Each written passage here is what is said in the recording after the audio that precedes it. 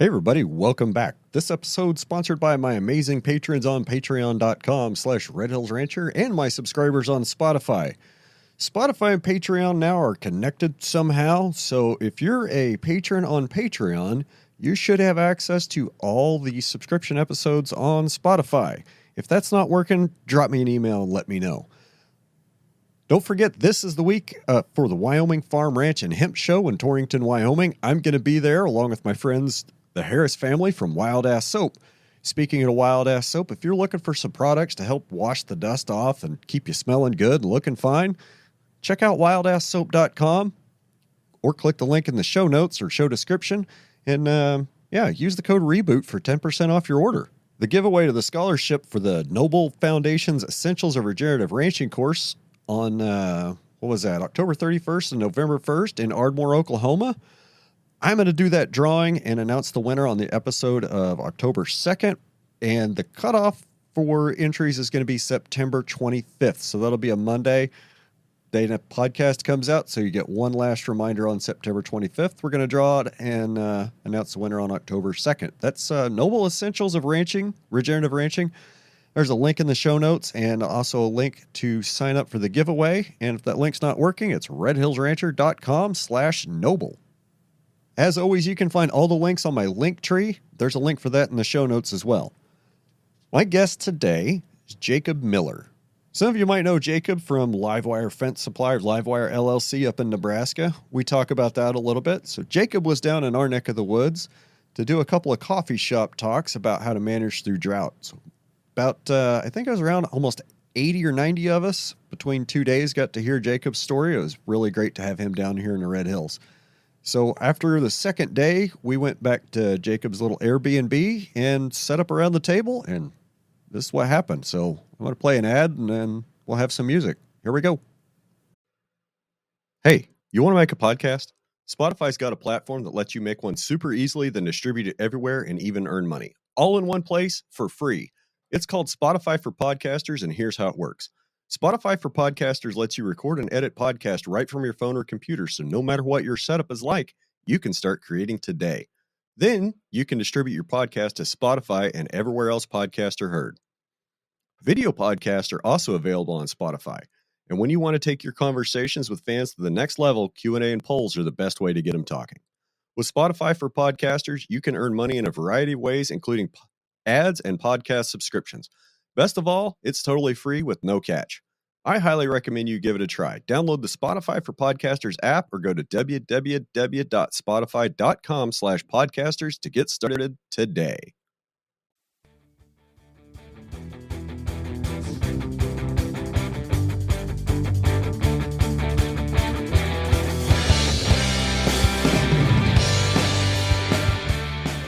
We're here today, sitting in a rental house in Protection, Kansas. I've got all my studio equipment set up on a table, and sitting here with Jacob Miller, Aaron Sawyers, and my father, Ted Alexander, as a special guest. And Jacob's been here in the area. This is the second day down here. And Jacob's been doing a couple of talks titled Grazing Beyond the Drought. So maybe we'll rehash some of that, maybe we won't. And the series of talks was put on, Aaron, who put on these talks? So these are put on by the Comanche Pool, Prairie Resource Foundation, that's been going on here that I worked with over the last, about 10 years since I've been back in the area and extension. And just kind of, we talked today, the meeting, that COVID kind of killed the programs, canceled our speakers one year, and we had the hard time getting rolling again. So this is a group I'm really passionate about because they care about the resource in our area, native range. So it's nice to get Jake, someone that cares not from here, to come talk and share his experience. Because you know what, you got to be over 150 miles from home to not be considered an idiot when you're talking to a group, something like that. I don't know. I usually feel like an idiot no matter how far away I am, but I heard it was like 50 miles. 50 miles, they'll call you an expert. Well, so, Jacob, welcome to Ranching Reboot. How are you, buddy? Good. Glad to be here. Thank you for having me. Good to have you here. We've done business for quite a while, haven't we? Yeah. Been, I don't know, probably the last 6-7 years anyways. So somewhere in there. So, why don't you just kind of lead us off a little bit? Tell us where you're farming and ranching at, and tell us where you're from. So I'm from Culbertson, Nebraska, southwest corner of Nebraska, Hitchcock County. We're basically 30 minutes from north of the Kansas line and about 60 minutes east of the Colorado line. We're still, we're not in the sandhills or anything, still good hard clay soils, mostly Keith silt loams. Pretty good ground. Like many places, rainfall's our limiting factor. So ranched there with my dad, my wife, and 2 kids, and got a cow-calf operation, run yearlings, growing some grazing crops and cash crops. This is the first year for cash crops in quite a while because we've destocked cows.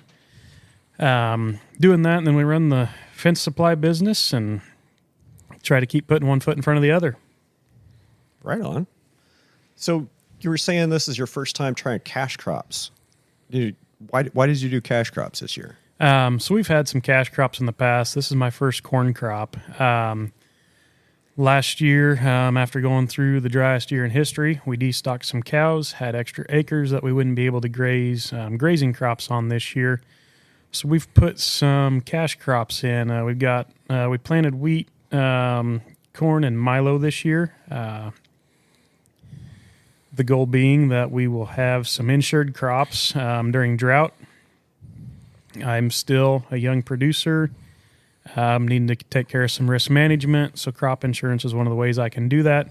That doesn't mean we're going to harvest the crops with combines. We can still graze them, do whatever we need to do to take care of the cattle. But that's kind of the route we're going down right now for some risk management. I'm glad you brought up that you did it mostly for grazing, because I was kind of wondering how to get there. About it. So why are you trying to graze insurable crops rather than trying to plant a 7-way or a BMR sorghum sedan like most people would? For us, the insurable crops. So a year ago, we planted about 400 acres of forage sorghum. We didn't do any mixes last year because it was cost prohibitive with the drought. We didn't know what we were going to have. Normally we'd get 190 animal unit days an acre. Last year we got less than 10. Ugh. That's kind of a big financial hickey when you go put in close to $200 an acre into that to establish a crop, and you get 10% return of normal. So then we had to destock cows, and we were just out. The guys that had milo planted, they were able to graze the failed milo, get an insurance check, and hold on to some cows if they had enough acres. So that's kind of the route we're going with the insurable crops. I mean, it totally makes sense what you said, that you're going to plant some corn, plant some milo, have the insurance man come out and look at it, and if there's a check, you get it. If not, whatever. Yep. But you're using bovine combines. Correct. And the other option we have too is it's diversity on the place too. Say it's a wet year and we grow way more crop than we can graze. We can have a neighbor bring a combine over and we can still haul grain to the elevator. Or we can bring on, custom graze some cattle, buy some calves or something. It just gives us more options than we had before. So we can either, play with our grazing, we can harvest it, we can still graze after we harvest. The one thing we're looking at is if we are, we're actively trying to grow good crops, so that, like the milo head, for example. One thing we did this year on one pivot we know we're going to graze, we filled half the no-till drill with milo, the other half with forage sorghum. We drilled back and forth. We got a 15-foot drill. So when you turn around at the end and come back, you end up with a 15-foot stretch of milo, 15 feet stretch of forage sorghum. We'll run a cross fence across that. We're going to supplement with protein and try to gain 2 pounds or better with our yearlings, or, wean calves that'll be our yearlings next year, grazing all winter doing that. So there's some stuff like that we know we're going to graze that we'll play around with a little bit and trying to, use those daily moves, use the protein, and let these animals make their own ration. So. Okay. Something else I wanted to ask you, because you mentioned daily move and you talked about your labor situation. It's just primarily you and your wife. Your wife helps out a little bit. So you left home, yesterday morning? Yep, left Monday morning about 8 o'clock. So And you're not going to be back to work until tomorrow. about Wednesday at noon, yep. So who's moving the cows while you're here? Dad is at home moving stuff right now. So Dad and I each own land or livestock and equipment. 50-50. Dad and Grandma own the land base, and I pay rent. So yeah, right now my wife's home. She's taking care of the sheep. Dad's watching animals. We're not necessarily doing daily moves right now during the growing season here. But stuff's still getting moved. We've got, let's see, 1, 2, 3, 4, 5 different herds at the moment. We've got heifers that are getting bred. We've got first calf pairs in one place.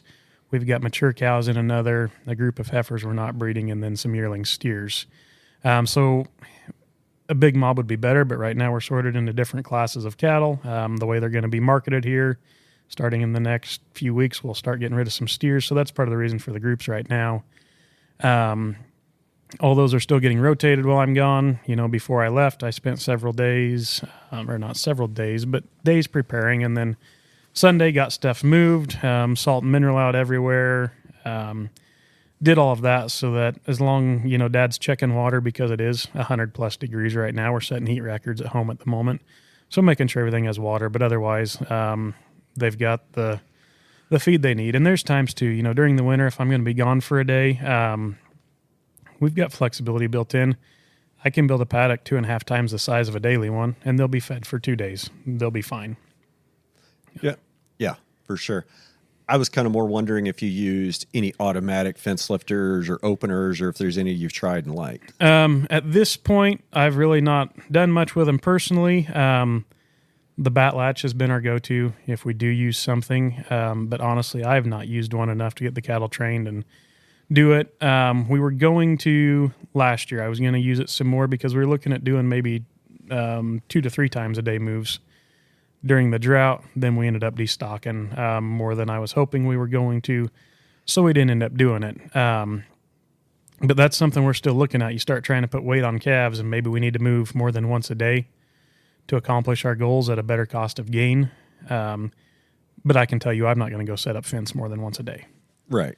So that's when we'll start using those. I was going to say, that's why bat latches are cool, because you can go one time and set up 4 or 5 or, however many latches you've got for, daily moves, or 4 or 5, daily moves ahead of time. And another place that I think they fit in very well, if you're grazing something green, you start looking at peak photosynthesis of the plant. It happens during the heat of the afternoon. That is when the animal's going to get the most benefit. Yes. I'm a fat guy. I don't build fence in 100-degree weather. So I build fence when it's cool in the morning. The cattle can move themselves in the middle of the afternoon if they want to go graze then. So there's other tools like that too. Because generally the way my day's structured typically is I try and take care of all the animals in the morning. In the afternoon's kind of the time to take care of live wire fence supply stuff. It's always good to go hide in the office when it's 107. Right. Sometimes it turns into a sweatshop, and I'm in the 120-degree shop building chargers or whatever too. But that's how it goes. So, okay. I'd like to take just a step back. You were talking about the ownership structure and with your parents. Can you go back over some of that again and maybe talk about how the succession plan has operated over the last 10 years? Yeah, so over the last 10 years, this is year number 10 of me being home from college. Prior to coming home from college in 2013, I had started buying, some bred heifers and stuff, was kind of getting bought into the operation before I came home. So when I came home from college, I had, about 40 head of cows of my own that I owned at that point. And working for Dad and Grandpa, I had basically, paid for my rent just in labor. We did it that way. So then 2013, when I came home, Grandpa retired. I bought his half of the cow herd, bought his half of the equipment, and rented his half of the land base that we use.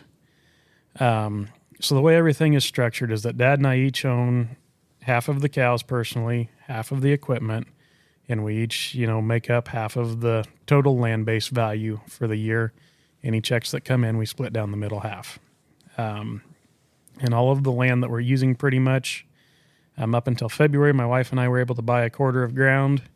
But other than that, all the land we use except for a few hundred acres will be what my dad has when Grandma's gone. So we should be operating on the land base that we should have for the foreseeable future. So since you came back to the ranch in 2013, that was 10 years ago. Yep. How have things changed with that situation since then, and what have you guys done to help make it better? In that time, probably the biggest thing, just the first couple years was, we'd always worked together my whole life, obviously, but it wasn't every day, all day. So part of figuring out who's taking care of what, now we just know that there's certain ground I take care of if there's cows there, certain stuff Dad takes care of. I've got pivots I run, there's pivots he runs. We do the maintenance on each of the ones we run. So we kind of each have our own little mini operation that we take care of to benefit each other. When bigger things are done, we get together and do those. So that was one of the bigger hurdles, was just figuring out who's doing what so we know what to expect from one another. And the other things we've done too, we've built more fences since I've been home. We rotate more frequently, but part of that was building intentional fences so that one man can round up a herd somewhere, get some in, sort bulls off or whatever. And we've tried to make things simpler to do for one person. As far as the financial end of things go, most of the places that we do business with know to send checks to me, checks to Dad, know to send bills, split bills half and half. There's still some bills that my mom pays their bills, does their bookkeeping. My wife came home from her town job a couple years ago, so now she's doing our bookkeeping. So I sit down and go through the bills and make sure, who's paying half of what, or if I need to pay all, give those to my wife. She gives them to my mom.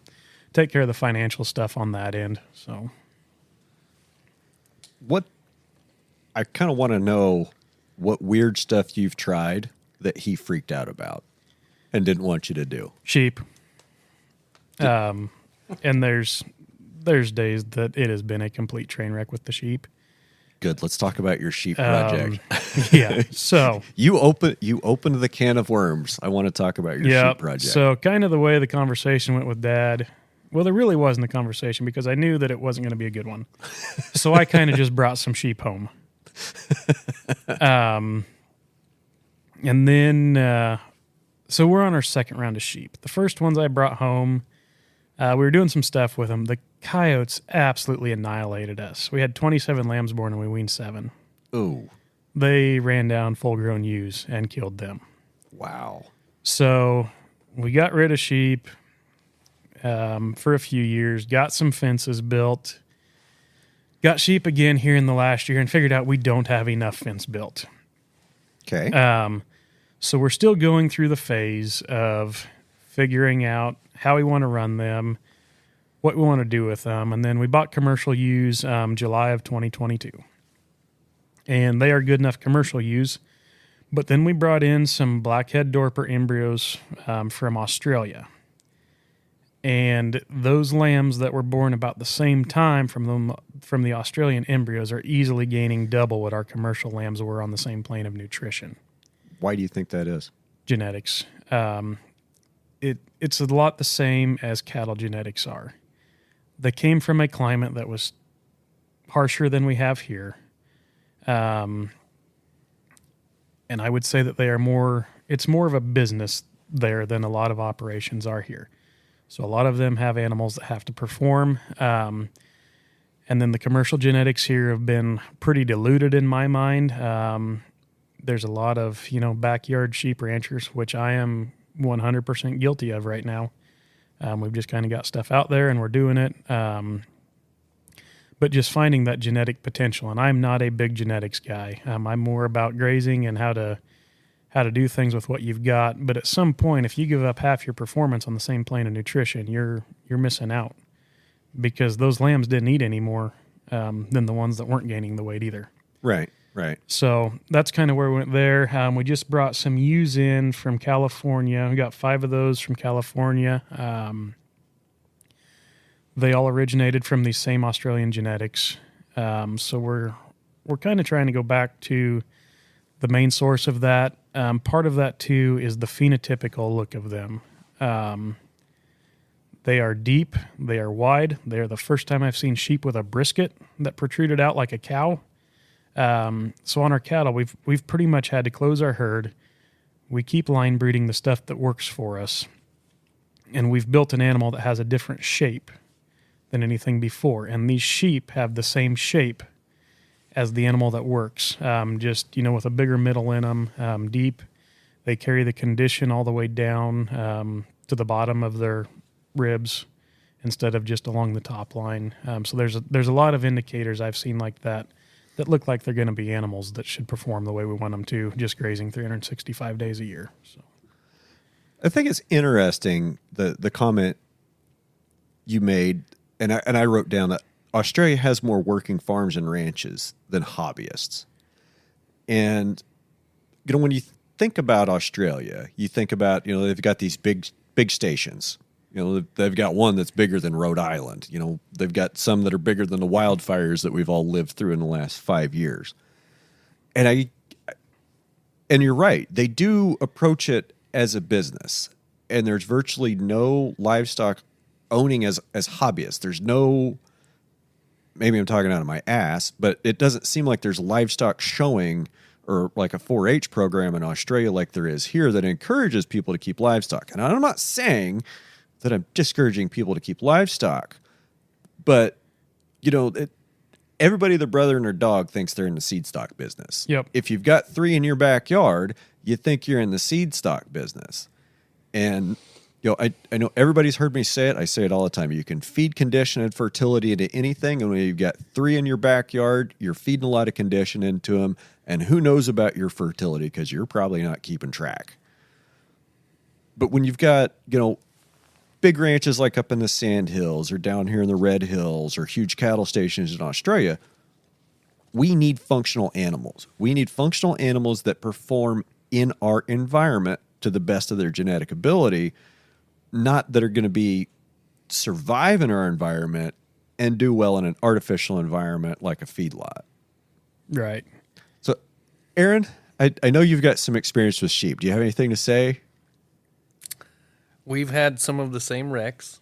Yeah, Jake, pull it up closer, man. Jake came out and just glanced through the remnants of my sheep herd today. Okay. They're phenotypically not what I want totally, but they're survivors. The fencing thing, I'm working on brand new 5-wire fence. If I make the bottom wire hot, I can keep a ewe in as long as I have good groceries. The first day that I don't, she'll duck that wire somehow, skin up her back.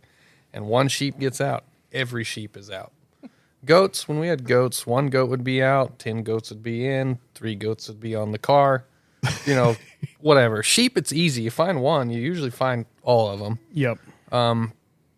So I've been more of a different approach of, I started my sheep herd from Gail and Lynette Fuller. Okay. Similar environment, graze, minimal supplement, but bringing sheep from east to west was hard on the sheep. I think it'd be easier to go the other way. Maybe, I don't know.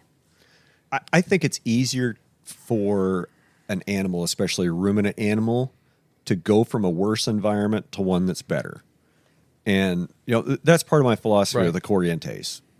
Desert Southwest, northern Mexico, 400 years. Yeah, this is It could be pretty lean country. Garden Eden compared to them. It should be, especially this year, the rain we've had in the last, since the beginning of June. But what we have left is the ewes that got bred on. Ted'll probably kick me under the table. I got some free old world blue stem hay that's like 6 years old, and I fed it on cropland to add carbon. And the ewes, they did okay, but it wasn't good enough nutrition to have them cycling properly, and we had our worst lambing rate ever, which just meant more coal ewes that went to the sale last week. So other than losing a water pump on the way to the sale, it was going to be a profitable day. You would have lost the water pump whether you went to the sale or not. Yep. At least you were doing something that made you a little bit of money when it broke. Yep. Usually I'm just doing something that costs more money when my crap breaks. Yep. So you're talking about shape and phenotype shape. So, and it's also related to cows. My friend Steve Campbell likes to talk about the red Solo Cup cow, which doesn't have anything to do with the color. It's just the shape. You want your bulls, you want your males to be, inverted. So you want them to be big in the front, small in the back. You want them to look like they're walking uphill on level ground. And you want the opposite for your cows, right? You want your cow to look like she's got a big butt, good guts, narrow shoulders, and look like she's walking downhill. Is that kind of what you're looking for in sheep? Exactly the same thing. Yep. Which was really hard for me to grasp because I had not seen sheep in America that looked that way. I went to... You don't see too many cows in America that look like red Solo Cups either. No, you don't. You build them yourself if you want to see them. He sees more than you and I do because Sandhills country has a different cow than we have. Yeah, there is that. There's probably more ranches up there that have kept own replacements and kept genetics. When you hear Nebraska, you think corn. Mm-hmm. But that's really not the way it is. I mean, it seems like the corn is just kind of on the east and in that narrow Platte Valley. And the whole, central and northwestern Nebraska is all sandhills. Yeah, basically the west 2/3 and the north, north of the Platte Valley is all pretty much. There is, plenty of irrigated crop ground scattered through there, plenty of dry land. But that is farmers with cows there, ranches up north of the Platte Valley. It's just about the eastern third of the state that is the real corn belt of the state. So. Okay. So are you anywhere close to, we know you're not close to the Les Hills, are you? Or, Sand Hills. You're not by the Sand Hills. Are the Les Hills back to the east of you? Yep, they're going to be back to the east. Sand Hills are about an hour north of us. They'll start around North Platte. I'm asking because I'm asking about your cedar tree problem. Cedar trees, yep. So some of the, kind of the Maywood Curtis area, you start getting into some of those hills, and there is a serious cedar tree problem there. We do have cedar trees on our place. I bought a mulcher, diamond disc mulcher last May to go start taking care of it. And it got so frickin' dry that I was scared to run it. So we haven't done much with it yet. We had some really old cedar trees in one of our pastures. I'm talking like 80, 100-year-old trees out there. Okay. They didn't spread until the last 20 years. Okay. But they're a steep slope there, and those big old trees, they just really never spread until the last 20 years. And now they're getting up on the shelf where the good grass was, and we're taking over the good grass. So it was about December of 21. We had got some snow, and I spent about a week up there cutting all the trees off the flatter of the shelf. With a turbo saw, I used a grapple, and I shoved all of those trees into the big ones. Okay. I like it. Thinking that we're going to be able to light this up. I'm going to let those smaller trees dry out. That's going to be my fuel load to scorch the big ones.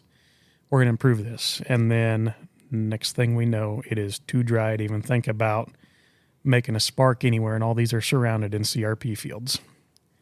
So it posed a bigger fire hazard than the risk was worth at that time. But my fuel load is still sitting there in those trees, so I'm still hopeful that one of these days we can light them up. It'll work. There's kind of a sweet spot. After you cut them, the needles, when the needles are red, they go like gasoline. And then the needles kind of go that whitish gray. You're still going to get a lot of heat out of that, but a lot of the oils that made it really volatile and made it really hot, they're gone. Right. And, I feel that because we've been in that, Dad and I have been in that situation where it's like, we really want to burn this. And you go out and you pile into there for 3-4 months and you get a whole bunch of stuff prepped. And then it just doesn't rain and conditions never materialize. So our Prescribed Burn Association, we had our meeting. We had our annual meeting like first part of February this year. And our president stood up front and said, "Does anybody want to burn?" Yeah. There were a couple people that were like, yeah, we'll burn if we get about 4 inches of rain in the next 30 days. Yep. And we didn't end up doing nothing. We ended up having our first fire this year down in June, and that was a summer burn that had been on the schedule for months. It was going to happen one way or another because it was part of the Kansas Grazing Coalition Range School. Yep. Man, it's fire and drought are two things that I think everybody in the plains needs to be a lot more aware of. And we were talking just before you did your presentation a few hours ago about drought. So when I was 2 weeks ago, when I went down to Stillwater for Noble's Essentials of Regenerative Ranching course, you want data. Those guys have all the data for all their ranches. Like, they collect all the data. They don't even know what most of it means. They're just collecting a lot of it. And I think it was Steve Smith, one of our presenters. He went through the data for Ardmore, Oklahoma. And he says, if you look at normal average, 7 to 10 years, we're in drought. For Stillwater, where we were that day, he said, for here in Stillwater, it's 5 out of every 10 years. We're in drought. So maybe it makes more sense to manage a ranch like you're in drought all the time. And then when you do get those, once every third year, good years, then you can use that, to build a fuel load, build some extra stockpile for lean times, instead of just trying to graze the maximum every year and ending up in drought half the time and being overstocked and hurting your pastures, which is, I think that's the position a lot of folks are in. We Absolutely. talked about it this morning of realizing that the extremes are getting worse. So getting through bad times, you have to take really good care of things in good times. So it's if you graze like there's a drought every day of the year, all the time, when you get to a drought, all you do is adjust numbers. So if your grazing plan is always geared towards drought and extremes and it rains a whole bunch, awesome. I grew enough to have a controlled burn. I grew enough to have stockpile. I let a pasture rest for 400 days just because. Because how often can you say that you let rest? You talked about it of rest and recovery are different things. So even though it's resting, if there's no rain, we have no recovery. So I like a cool season recovery period in the winter and a warm season. I want it to have a full, both growing seasons chance to express itself. And it doesn't happen very often. How much rest and recovery do you like to see on your cool seasons, Aaron? And we've never really discussed this. So I have one pasture that's predominantly cool season, and it's small, and it's got a Johnson grass issue in one corner. So it's really hard to graze without killing something. Really hard. So I grow it for the entire year, and I graze it in February and March, right before we're getting ready to calve in May. So it's like Jake was talking, you're hitting that third trimester cow. Right. That's the best nutrition I've got. And when I can go into almost waist-high western wheatgrass that has a full year of growth plus new green coming, and I just move daily moves, I'm not too scared of taking a bunch then, knowing it's going to have a whole year to recover, and the cows do awesome. And that pasture's gotten better. The warm seasons are increasing, which is good. That's the long-term goal, is diverse native pasture, right? Right, yeah. More warm season C4s, more good, desirable forbs. It's not saying I don't ever want to see, buffalo grass or Bermuda or anything like that in a pasture. I mean, everything, a healthy pasture is a polyculture. I mean, it's nature doesn't plant monocultures. We do that. Oh, and so we've got 2 pastures now that have eastern gamma grass that came from hoof impact and rest and recovery. I'm only slightly jealous of your eastern gamma grass. You look at the historical range, we're on the fringe. It was here. It was west of us. But when you have to get the NRCS guy to come out and say, is this what I think it is? And they're, yes. He's got some growing right off his back porch that he's been taking care of for, I don't know, probably pretty close to 30 years. 20. Dad's just listening. He's not really. Sign language. Yeah, that's okay. I'm enjoying having him here anyway. But it's neat to see species that were here in the latent seed bank. When you finally get things right, they express themselves. And it's like, so you don't have to go spend any money. Like in Old World Blue Stem, put a lot of pressure on it with a grazing animal, get rest and recovery, you have warm season grasses coming through it. Because when you allow them to express them, they outcompete it. It's tougher. Let's stay on Old World for a second. So, again, this is something we were talking about earlier. So, several years ago, we were seeing it as a problem. We were seeing it as a problem on the ranch. We were seeing areas that were starting to get bigger. Okay. We went chemical warfare route. And I think the chemical we used was Arsenal, because we went to a presentation up in Greensburg, and that's what on all their slides and their research looked like it worked best. The cost for me really wasn't that much of a deal. The little bit that I was spraying, more of it was just time and doing it. So we and this was all after the fire. We sprayed some sumac to try to take care of some areas with different degrees of success. We tried to spray some Old World with Arsenal. We didn't use Arsenal on sumac. That was Graze on PD. But we used the Arsenal on the Old World, and there's one spot that I'm thinking of, and I was just there this morning. Dad, is that little spot over in the bull pasture on the south end, that circle. So it's a circle, I don't know, probably 4, 5, 6 feet across. Sprayed it dead 3 years in a row, like twice a year. Sprayed it dead. I mean, if anything came up in that circle, it was nuked. I went over there this morning. There's about a 6-foot diameter circle of dead weeds with a ring of Old World Blue Stem around it. And, that's the result we've had on that for 3 years, that we've seen for 3 years. It's probably going to take a while for that circle to heal up. And just the fact that, that much time, that much money was spent, that much soil biology was destroyed for that long for no effective result, for basically zero effective result. The plant we were trying to get rid of is still there, and we're left with less than what we started with. So why? I think it comes back to human nature of we want to fix things instantly. We want the instant gratification. Like we spray something, we're thinking we spray it one time, it's done. We don't think of the imbalance or the management that got us there. Like my Old World Blue Stem is all from cost share programs from Soil Bank. When they put it in CRP mixes or in waterway mixes before they controlled those, I've got, Cerisa lespedeza in a field because of it. It doesn't make sense to spray it out financially when it's a forage. Manage for what you want, right? Not for what you don't want. I want diverse perennial pasture. Right. And people will say, oh, Cerisa is invasive species. Old World Blue Stem is an invasive species. What's the difference between an archaeologist and a grave robber? It's just time, baby. It's just time.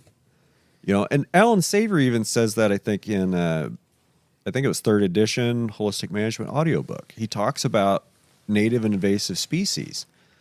I mean, cattle are an invasive species in North America. So are hogs, so are sheep, so are goats. So what are we really talking about here? Where are we drawing the line of invasive species versus native? Cerisa is too well established in some ecosystems, some neighboring ecosystems, like especially over in the Flint Hills. They're never going to get rid of it. I've got a couple places. I've been trying to pull it, and I'm not staying ahead of it. Do I have Old World Blue Stem? Sure. I've got some of that too. But what I've learned is, there's a couple weeks in September where cattle will go like it.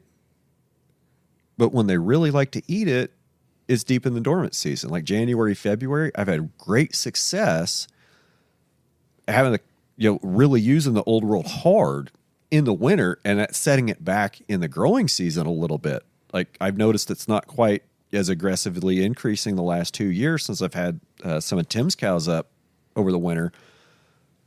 And where he brought these cows from, that's mostly what they had to eat was Old World. They come here, I've got something else, and they're kind of going nuts on it. But then when they see that Old World in the winter, they just went nuts on it. And they didn't just take the first bite and, take that top 40 or so percent.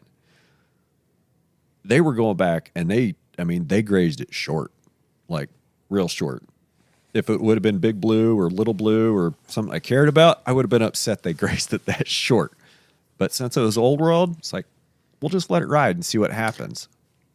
Think about the tonnage you can grow with Old World and how much of a mat you can lay down. Like if you need armor, most of the places that have Old World had no armor, right? Yeah. Farm ground, historically overgrazed, waterways.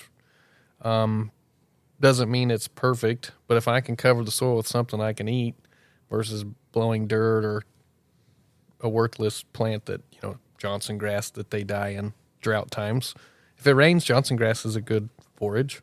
It's not a desirable for me, but it works. It's fine when it's not a monocrop. It works until it doesn't work. I've heard that for years. Okay, yeah, prussic acids, nitrates, they're a thing in Johnson grass. Totally, not discounting that. I have never had a problem with it. I have. And there's plenty of Johnson grass on the ranch. But I think that when the animals are allowed to balance themselves out, there might be enough in the pasture, to cause mortality problem in 10 or 20% of the animals. Maybe that's not a problem because they've got enough other stuff to go eat to balance their diet. I think cows are a little smarter than we give them credit for. Sometimes I think they're a little dumber than we realize too. Yep. Johnson grass is a fun one. Have you had any success getting rid of it by grazing? If we can get the hogs there. If we can get the hogs there, because we have, not the wild ones. Don't want those. But they eat the rhizomes and really, really do a good job rooting them up, and they don't get back as much. If we get more grass, we can choke out those species. Like you see Alejandro Carrillo in Mexico is talking grass is choking out the brush. Like, don't need chemical. You just need proper grazing management, and the system resets itself. I do see some of that, but there's times that I just want to run out there and spray it, knowing everything I spray it with, it comes back. Unless you want to get into some serious stuff, and I don't want to use the serious stuff. So I live with it, and I graze it. It's adapting. Like this year, I could have grazed it early because it rained. Wouldn't have been stressful. Now it probably would be stressed. Yeah, I wouldn't want to graze it today. And regrowth is worse than old growth. That shorter plant is higher. It's a forage now. It's naturalized. It's not an invasive. We're going to live with it forever. Yeah. We're going to have to live with Old World and Ceresia. Yep. Just bindweed. It's pretty natural now everywhere. Cows love bindweed. Sheep love it. Yeah, it's just changing your paradigm to use what is there instead of seeing it as a problem. I guess when you stop listening to the guys that have something to sell you, that want to manufacture problems that they have the cure for, you stop seeing them as problems. Well, and what you said about you use the chemical, the tool that they have in the toolbox for you to use, and what'd you grow? Weeds. Yeah. With a dead spot. Yeah. So now you've effectively taken out 90% of your tonnage. Yep. Where if you could use 10% of that, you were still broke even and you didn't spend any money. The target plant's gone, though, right? Right. The target plant's gone. Yep. You paid money to lose money. And you had no more forage at the end of the year. That's the compounding, cascading of everything, right? Decisions have consequences. Yep. Good, bad, short-term, long-term, and realizing that we want to control this system, and we were not meant to control it. We're meant to steward it, right? That's the biggest humbling thing in my whole life, is learning the system knows best. Yep. I don't. That's a great thought. So back to the whole kind of conversation about changing paradigms. So listeners have heard me say this before. So I've got my friend Tim down in Oklahoma. he had access to some failed wheat that they didn't get sprayed in time. So it was full of pigweeds, kochia, and crabgrass. And it was adjusted to maybe 20 bushel. So Tim hired the chopper man to come chop it, had it chopped, put it in a bunk. This has got like almost nothing in this feed. He finally got the test results back, and he told me yesterday what they were. I thought it'd be higher. I was expecting like high teens for protein, but it came back at 13.5. I mean, pigweeds, kochia, crabgrass, and failed wheat, 13.5% protein. And then when I tell you he's got like $50 a ton in it, I mean, I look at how many spray planes made rounds, made laps, spraying 20 bushel wheat. And, you know, I can't help but think when I see the spray plane go by and then 2 days later they're out either combining it or they're swathing it and baling it as soon as the weeds are dead and dry. Did you really just spray that 3 days before you combined it? Did you really just spray that 3-4 days before you swathed it and put it in a bale? Man, that really makes you wonder about, it makes me wonder about some of the hay that's moving around in the universe, about, you know, how honest folks really are about what's been done to it. Well, that, I just thought that was a little strange that, you know, we've got to cut this. We've got to.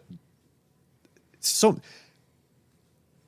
Tim told me that when the cutter man went out there and cut that wheat field, that parts of it made 10 ton an acre. It made between 7 and 10 ton an acre. 7 to 10 tons an acre. Or you call the plane to come spray it so you can kill the weeds to cut 20 bushel wheat off of there. I'm not sure what I'd rather have, 20 bushel the acre wheat or 10 tons an acre of feed for cows. I'd want some live wire fence, polywire, and ring top post, and I'd graze that stuff standing. Absolutely. That little bit of grain, when you get that perfect manure pat with sprinkled, you know, hard seeded wheat, I'm just inoculating the next crop. I already got wheat planted. I'm with you. I was just trying to work a little more inside the scenario. I'm with you. I mean, I just had to razz him a little. Graze it standing. That's the way it's done. It makes so much more sense to move your cattle to forage because they move themselves anyway. I mean, if you don't pay attention to them, they'll just wander off. And it's not like a tractor that generally stays where you put it. They go where they want. Hauling feed to cows just blows my mind sometimes. I mean, and that was something we talked about today, about the difference between doing a swath grazing system or grazing, standing bale grazing. I don't know. That's a stupid term. Yeah. Whether you're going to bale it and haul it or you're going to graze it standing. There's Right. his two scenarios. Can you run through those numbers real quick without So the scenarios that we talked about in my presentation today, and these were 2014 numbers that I used. That's kind of when I first put this together. But what we're doing is we are planting, and that was even a monoculture, forage, sorghum, cane crop, whatever you want to call it. But we generally get about 6,500 pounds of tonnage per acre on our dry land. Our cost to establish that crop was about $105 an acre in 2014. So if you go out, swath that, rake it, bale it, gather the bales, haul it to your stack yard and grind it. You just put another $100 an acre into that hay. So now you have, like $206 it came to, or 207 in there. What you did in that time was you made yourself work and you spent money. If we graze that standing, I'm leaving cover on the field. We're putting manure on the field. We're putting urine on the field. We're feeding the biology. And I did that for 70 cents an animal unit a day. By the time we did that, putting up the hay in that scenario, we got it to the cow for $1.06 an animal unit per day. And you utilize 90% of it compared to the residue that I left on the field. Right. So even with that additional tonnage benefit to you putting up hay. It still is 36 cents a head a day more. And now you need to clean corrals. You need to run a feed truck. You need to run a loader tractor. You got to haul manure back. You got to do all of that type of stuff. And I know it's not, not everybody can graze every field. I get that. But there are definitely things that we can do like that to save money. And part of what we were talking about when I did that too is I timed myself one winter, how long it took me to move fence per day and get everything, because in the fall I always go through and I put up some kind of steel lanes with 14 gauge electric fence wire and fiberglass posts. So I make a little bit narrower lane, so I only need to move about 600 to 800 feet of fence a day. Because we are doing this in the middle of February, and I'm putting pigtail or ringtop posts into frozen ground. So there are days that I'm out there with a cordless drill to drill a pilot hole to be able to get that post in the ground. So I want to move a half dozen 8 posts a day or something like that. So we do our due diligence to set up to have success. But when I timed all of that, I was investing 1 minute per cow per winter in moving fence. Okay. I don't know anybody that can warm up a loader tractor, fill a feed wagon, feed the cows, get the tractor out to clean the corrals, haul the manure back for 60 seconds per cow per year. Probably not. I mean, even if you could, time-wise, you're going to spend a lot more starting up that tractor because it's not free to own and it's definitely not free to operate. No, and even, at the time when we started this, I was using a Honda four-wheeler to do it. We upgraded to a Honda side-by-side. I've got a cab on it now. We've got a heater on it. But even between that and all my polywire and everything, we're still under $30,000. $30,000 doesn't buy much of a feed wagon, a loader tractor, and any of that. So the depreciation, the repairs, and everything, if you could even buy one for $30,000. Like, where are you going to buy a $30,000 feed wagon? Let me know. We're talking the difference between $30,000 in equipment and a couple $100,000 of equipment. Right. And your four-wheeler doesn't gel up. No. Like, if you've ever been in a polar vortex and your tractor's froze for 7 days and your bale bed won't work and you got to feed hay, what do? That's where with the polywire, we knew that was coming. We set a whole week's worth. We bale grazed because we had ice. So we set up a whole week's worth and 20 minutes a day, total labor. I'm slower than Jake, and I like to look at every cow, see how they graze, what they're doing. But yeah, it's having a $4,000 four-wheeler, a couple $1,000s worth of fence supply that perpetuates, hopefully less at risk of our money. Right. We're young. We don't want to have machinery. Like, You want to talk a little bit about, Aaron, this is to you, not to salesman Jake sitting over there. We'll let him talk about his stuff later, but the stuff that you use, like the wires, the reels, the posts, what kind of advice do you have? start somewhere with something, whatever you can afford. Not what I was expecting, but perfect. We started with a couple, I don't remember what they are. They're white and green. They're okay, but the internal gears are pretty brittle. The drums are brittle if you set them down too hard in the cold. Those are probably a stay fix. You're talking reels. Reels, yeah, they'll break. The polywire that came on them was a braided, but not good. It's really brittle. So it has about a 5-year life expectancy, and it's trash. Because if not, you've got to splice every, couple feet. It's a pain to roll knots through. You get shocked a few times. You get mad. We went through the pigtails. I'm too much of a tightwad to buy the ring tops. So I just use the fiberglass. Those small fiberglass that has a tapered end. Yep, that's like it's a 3/8 post with a little steel clip and on I it. have a compartment on my four-wheeler that carries a rubber mallet. So I don't have to carry the little nipple thing to drive them, and I don't drill any holes. Frozen ground, they changed them after COVID to where they don't have a point. In the manufacturing, they have an angle. And that angle is a booger to drive into frozen farm ground. Native range usually is not frozen very much. Pretty easy.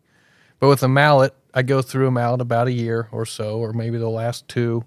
But you don't tear up the top of your post like you would with your CT pliers. I use them in a pinch, but it's really being okay with, like we talked, the PowerFlex polywire that Jake recommends is the best, but it's the heaviest.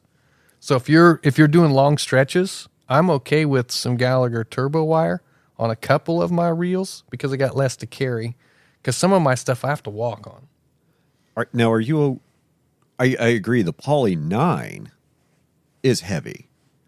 I like the Poly 6.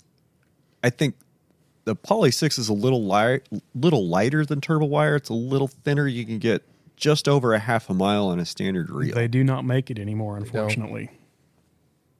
Darn. COVID knocked it out, apparently. They don't make the PowerFlex 6 anymore. No, we've not been able to get it since COVID. I might have an in with the PowerFlex fence people. I'll see what I can do. It's been requested. Okay, so. I'll see what I can do. But turbo wire, I think, is a pretty good product. I mean, it gets kind of brittle after, I don't know, what I've had some for 5 or 6 years. I think that's just going to happen. No matter what product, whether it's poly, whether it's Polybraid 6 or whether it's turbo wire or somebody else's product, they all break down in time in the sun. Yep. That's a fact. I mean, whether it's 5 years or 7 years, it kind of almost doesn't make a difference at this point. Like the cable that I use for fence, 7 to 10 years. And I've got to start looking at replacement because it just, the galvanizing wears off. It starts to rust. It doesn't carry voltage as well. It'll have to be replaced. And the same thing is going to happen with the polywire. I mean, yeah, stainless steel never corrodes. I like the 2-conductor. When I was buying my stuff, I bought the mixed 6. I'm from you, actually. Because, I think the different conductors would help it conduct electricity. But then when you have 2 different metals, there's kind of different corrosion effects between the two. So, I mean, I think as long as we're getting 5 to 7 years out of polywire, I think that's acceptable industry standard as long as our reels don't break. Right. If the reel doesn't break, wire can go to crap. The guards, I can't keep any of them good on anything. I bought some metal ones to adapt on to like the PowerFlex gray reels that are bulky and break pretty easy. And all they do is make a guide wire to get it all balled up in a place. They're trash. I can't say I'm a huge fan of the orange plastic ones on the Gallagher reels, but I don't know. Have you seen anything better, Jacob? I don't have any. No, left. I had found some online. They had a steel strap and then a plastic deal. It could be the same thing Aaron's talking about. The problem was, though, too narrow. Yeah, it's not wide enough. It only encompassed about 2/3 of the surface area of that spool. So your outside, about the outside 1/6 on each side had no wire. And that is where most of your capacity is on that reel when the side of the spool starts flaring out and you have a full reel. And that's where you start carrying that extra poly wire. Yeah, those are the ones we have. They don't work. Yeah, and of course I bought 40 of them instead of one. I think I bought so I've got 6, a bunch sitting there. 6 or 7, and I think there's one. And the other thing I didn't like about that either, where you bolt it on, it goes up on your handle where you hang your reel on the wire. Yeah, right. so you can't And it hang gets in the way of the hook. Yeah, it gets in the way of the hook to hang it on the wire. But if your handle breaks, you can bend that strap around, and they work pretty good to hang. There you go. Yeah, I don't know. I think the Gallagher geared reels. I mean, it's as good as any. I'm not real. I don't think there's one of them that's like really stand out better than any others. I think there's some that maybe aren't quite as durable. Right. And for me, I mean, I'm the same way. I think it's as durable as any of them. But there's a couple little features I like on it. I like the handguard on there. So when you're rolling up wire, like Aaron was talking about, if you've got a splice, because sometimes I roll them up when they're live and I'm walking to my anchor point. When I do that, I don't want to get shocked when that wire comes around. The other thing I do like too is the latch that they have on their hook, so you can physically latch it onto an exterior fence or wherever you're hanging it. That hook will fit over the rack on my 4-wheeler, so I can latch it on there so I don't lose it going down the road and bust the spool up. Yep. So they're all, within 10, $20 of each other, different brands. So, on something like that, if, choose the features you like, the service you have local to get replacement parts and go with it. There's still guys that like to go to the farm store or the hardware store and get extension cord spools. Oh, I see that. I have a couple of those, but they're for like when I want to string a half mile and I'm not going to pick it up, or a quarter mile, like on cropland, when I want to have like a semi-permanent paddock on cropland, instead of having wire out there that the deer, drag all over. I've got a couple paddocks that were on a electric fence roll, and then those things have deteriorated, 5 or 6 years out in the sun sitting there. But you can't, at some point when they break, whatever you've got on there is basically trash or splice wire, because it's all poof, a mess. I have one sitting in my front yard right now. Yeah, there's one grazing group I'm in on Facebook, and it's more, hobby grazers than people making their sole living on that.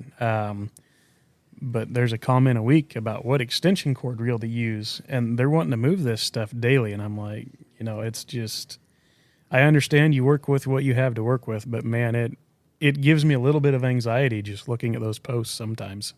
There's something to be said about doing things on a budget. There's also something to be said about buy once, cry once. Yeah, be efficient. Yeah. Yep. No use hitting bullseyes if you're aiming at the wrong target. Right. And what were they? They're like $5 or $6 for one of those reels when I bought them. So it's like I've got a few left, but they're the last thing that gets used. They're like where Jake's talking, where maybe I've only got like a 6 or an 8 post stretch. So it's just really back to your question of advice. Find what you're comfortable with and use it.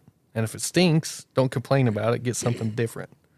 And in this group of people that are doing polywire, I don't find anybody that doesn't share tips or techniques, or follow them on social media. Find different ways to tie off reels. I made these fancy reel holder posts to be able to graze, out on dead ends things. Yeah. And in our sand, the Trident anchor point doesn't stay in the ground. So you can barely get it nailed in there when it's dry. And then a few days there, it's sand, it falls over. And it shorts out your whole fence, and your whole grazing thing is you're mad. So I could do the same thing with 2 or 3 fiberglass posts, and there's no shorting effect. So it's learning, trying. Adapting. And every fence, Jake will attest to it, every fence is different. And everybody has different resource, different management, different time. But it's nice when you can run out and set, a week or two's worth of strips if you're not worried about the deer. And all you do is reel one up and set it down, and you're done. So once a week I set paddocks in the winter a lot of times. And hopefully that day's nice. Hopefully. That was kind of a few years ago when I had the 2 herd strip grazing. That's what we were doing, is we'd go out, like we had 2 fence building days a week. I had enough bat latches that we could go out and we could set up 4 days worth of moves for 2 groups. And that was real slick. Then, then in the mornings, you go run the rest of your route, check all the rest of the cows and their water systems and their fence. And then you go to the strip grazing cows, you check in on them like, oh, okay, everything's cool. I'll come back in 43 minutes and watch the gate open and watch them all move. And it's so cool to go sit on a hill a quarter mile away and watch the gate open and watch all the cows run to the next paddock. Now, granted, you're talking about the training. Like, you got to be very consistent for 2 weeks. And I think that if you're consistent for 2 weeks, you can teach a cow to do anything. It just takes 2 weeks to teach them to do it. And the good news is, once you've spent that 2 weeks, even if you don't do it for part of the year, they relearn the system almost instantly. They know what's coming. I don't know that everybody wants it. I have mine trained to go under. So like if I want to move cows or have cow out, if she's in an adjacent paddock, she has water. I really don't care if most of them are in and a couple are out. But I can pull that fiberglass post and raise it in the air, and those cows will walk right beside me, right underneath it. So they have my trust. Right. I don't want them to go over when it's on the ground. So that's where we run into sometimes a hot fence makes a good employee in the cow world. right? So getting better chargers, there's another recommendation. Don't go buy a crappy Parmac solar charger. Spend some money and get a charger that can, like I've got a Parmac sitting in the back of my truck that's $300. That's trash. Spend $700 on a Cyclops. Jake fixed it this morning on his trip down here. They're actually right there on the stove. I will be back in business this evening. Yeah, Aaron's Energizers are actually sitting right like 15 feet away where they're on the stove in this house. Jake makes house calls. That's what I got from that. If I would have known he was going to come over here and fix Energizers all night, I would have brought a couple over. Yeah, Energizers, we can come back to that later. Or I guess we'll stay there now because I don't know where else to go. We've talked a lot about Energizers, and a lot of us in the grazing community, we love our Taylor Cyclops Energizers. I'm one of them. And not to take anything away from Cyclops, which you do sell and service. Do you want to talk a little bit about Energizers? Yeah. So, we've used several Energizers over the past. And my main thing is I tell guys, I don't really care which brand you use.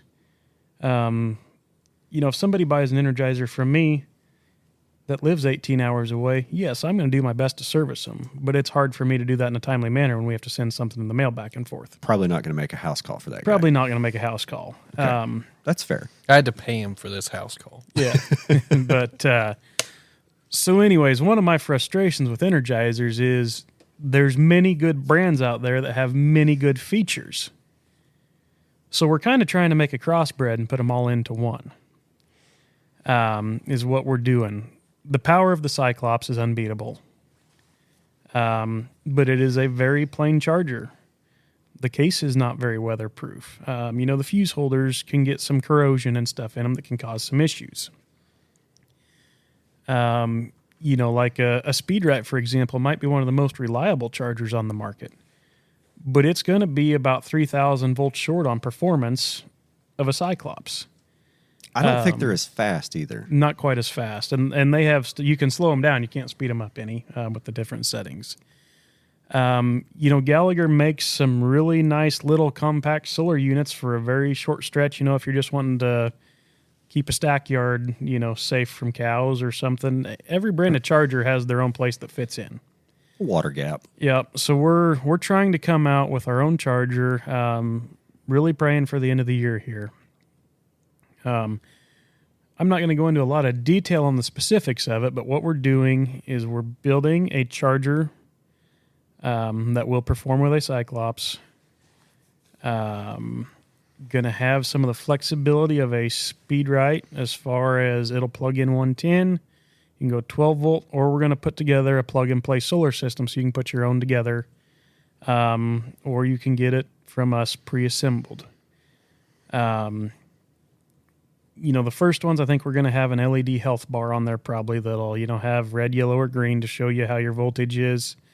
I'm talking with some other companies. Down the road, we're going to work on an LCD screen so that way we can have a readout for kilovolts, battery health, things like that. One of the main things, though, is I don't care what brand of charger you buy, they don't agree with Lightning. So we are trying to make a system that is serviceable in the pasture and affordable for the rancher to have parts on hand. Okay. So working on some stuff like that also, and then get it put in a good heavy-duty weatherproof case with an aluminum backplate so there's no flimsy tabs to break off your hanging location, your solar unit, moving it around or anything like that. The other thing that we're working on is made in America. By doing that, they will not be the cheapest charger on the market, guaranteed. We're hoping they're not the most expensive either. Buy once, cry once, right? But we're making a charger that is serviceable, something that is an investment, rather than a typical farm store charger off the shelf that you buy, lightning hits it, you throw it away, you start over. So that's kind of our goal with the project. And we're going to start slow and get our feet wet. We're going to try and get a couple hundred out here before the end of the year, I hope. And then next spring, as long as things are working, we'll go up. But we're still, we've got the engineering pretty close to done. We're working with a couple different companies to figure out, the labor side of things, some stuff like that. So we've still got some things to do, but we're getting closer. We started this project about the time COVID hit. Okay. And it's probably a good time to work on complex supplies. right. So, and we've got tens of thousands of dollars invested into engineering fees and things that, we're to the point we're going to make it happen one way or another. None of it's happening as fast as we want it to, partially because we are trying to source all American parts.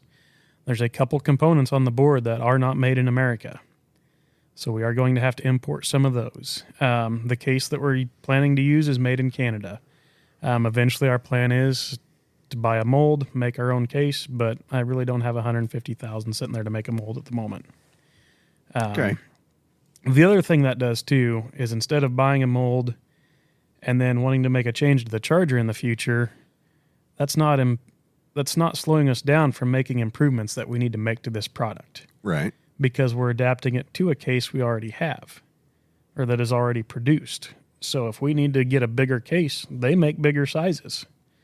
We can do that. We haven't locked ourselves into a mold to keep us from growing as a company with technology and how all of that works. So we've got some flexibility in there to make improvements and take suggestions and go down that road too.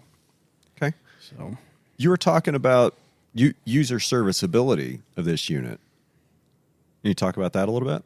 Yeah. So one of the biggest issues that we run into is not everybody's an electrician, and that's awesome. Not everybody needs to be an electrician. If we're all electricians, the world wouldn't go round anymore.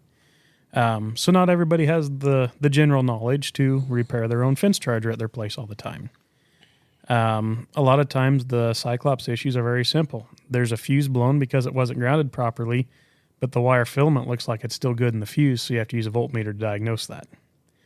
So, just some little things like that. We're going to try and incorporate a circuit breaker in there rather than a fuse. So simply, flip a switch.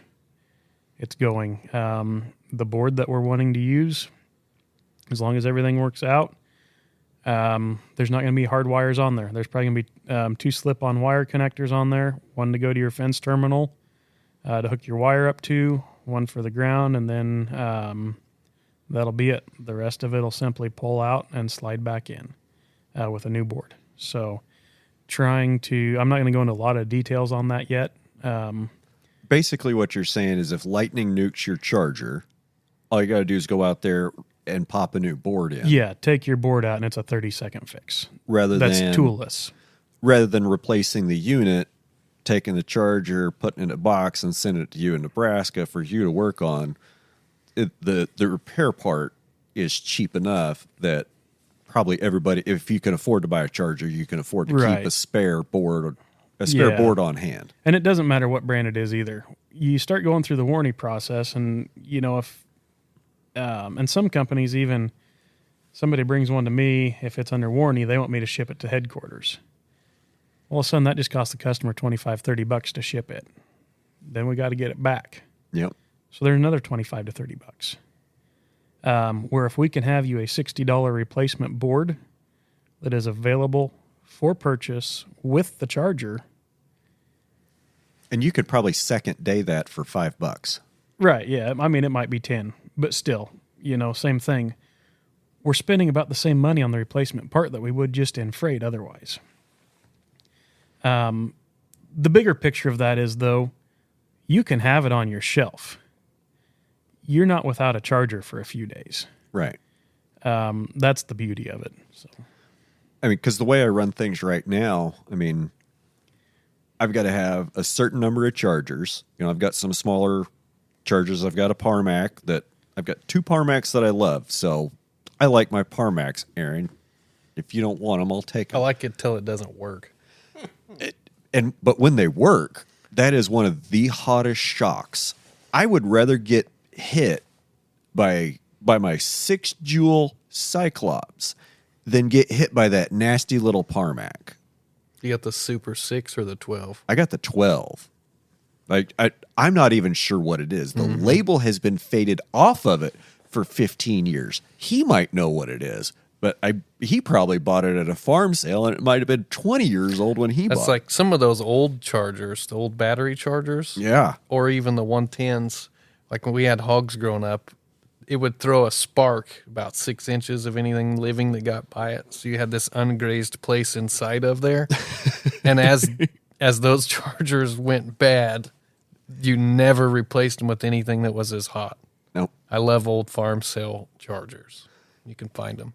Well, we were talking about chargers, before we got started here, and Dad had some chargers that he found in, what was it, Germany, I think? The IntelliShocks. It was Premier Fencing in Pennsylvania. Yeah, Premier one, but I think manufactured overseas in Germany. Yeah, probably. in Germany. Yes.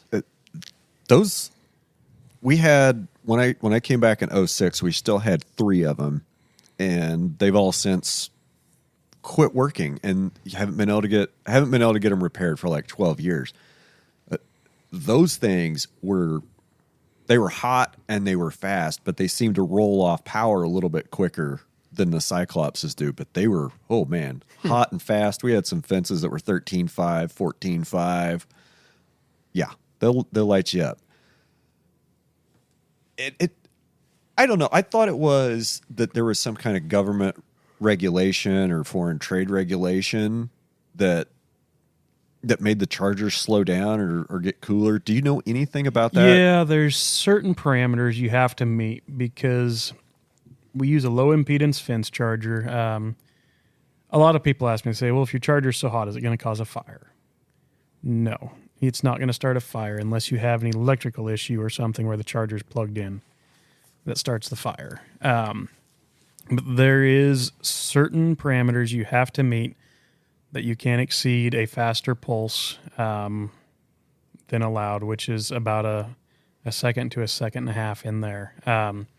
Because if you do go faster than that, then you do pose a fire risk. And a lot of times that I've seen that, you'll say there's a grasshopper on the wire that touches a steel post or something like that. And then he creates a spark gap. So if that spark is flashing too quick and you have some dry grass near him or something, that's when we could see the fire. Okay. So that's part of that. And then there's other regulations too on how many kilovolts, it can put out or whatever, for safety precautions. So there's some of those things, but there is still a great opportunity to build a charger that can work within those parameters and do what we need to do. Is there a fence charger police that's going to come? Who checks?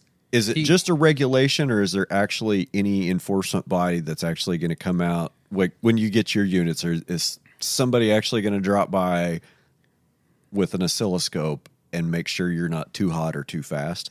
There's a chance, but I've been wondering that myself. Okay.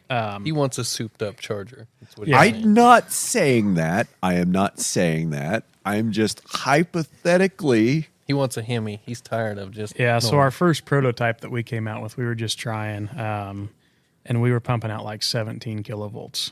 That's a little excessive. Yeah, and that's great if you need to keep the neighbor's bull out or something, but you'll regret that the minute you forget to turn that charger off and go service something on the fence or whatever. So Are you going to put a remote with this?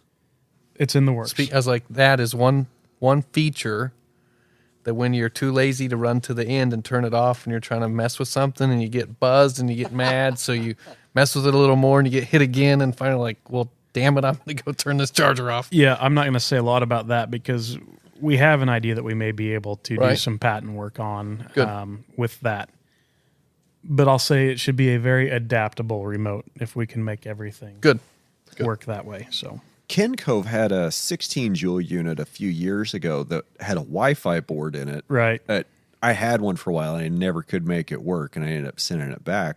Are you going to maybe look at doing a Wi-Fi? Yeah, so that'll all kind of be encompassed in the same thing here, and we might push it farther than Wi-Fi and go to cell service or satellite. Figure out what we can do there. But, part of that package too would be a remote monitoring system.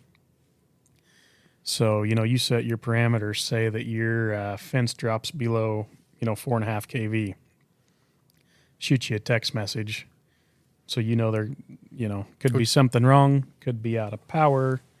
Deer might have crossed wires. Just saying that, hey, cows might get out. You should come check. Which would be good when you're in like roadside grazing. Crop Right. residue You look or at by the along highway. highways or Yep. whatever. Hell, it would have just been nice yesterday because I moved cows. I went out and I checked fence yesterday morning. I moved cows, and then I went and did the rest of my day. I was off the ranch by probably 1 o'clock. Got back out there this morning, and probably just about the time they saw my gator go over the hill, they broke through fence. And about half of them are kind of where I don't really want them, but it's the next pasture in front of them, so I guess it's okay. But it would have been nice to have gotten that alert. I could have just turned right around and gone back and Right. shoved them back through the hole and fixed the wire. I've been wondering this for a long time.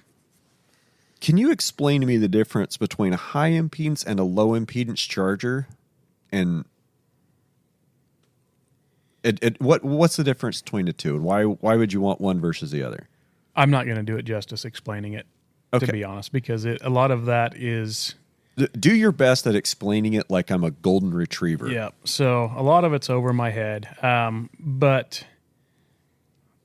this is why we have engineers hired that know this stuff. Yes. I'm just the ranch kid that knows that we need this product, so we're going to get it made. But a lot of it has to do, when you have the low impedance, so it can rob kilovolts because it is low impedance, so you don't have as much power output. But a lot of it's in the recovery side, being able to get the system energized for that next pulse. And this is something that we have spent a lot of time on because you have a power bank, or your energy coming in, whether it be 110 volt, 12 volt, hits a small transformer. Right. And that small transformer is kicking out higher voltage It steps the input voltage up Yep. to a higher output voltage. to run through a series of circuits to hit the main transformer in the charger. Okay. Or excuse me, let me back up. It's going from the small transformer to the capacitor, and then we're going to the main transformer. But there's a series of voltage that steps up. What happens is a lot of times with high impedance or chargers that are a little bit weaker is that first pulse will hit hard, but on the second one, you need to come back. And a lot of times the whole system cannot get re-energized to its full potential to put out the full power on the next pulse. So the high impedance, low impedance, that's more a function of recovery, of voltage recovery in between hits. From what I understand from our engineers, yes. And I may have completely butchered that, but I know there was a difference, and the engineers have changed stuff. So our charger should recover faster and put out a higher voltage under a major short or 100 ohm load. And all the testing that we've done, it shows it back at a full pulse or full power on every pulse, recovering faster. That's something I've noticed between getting shocked with a speed right and getting shocked with a Cyclops.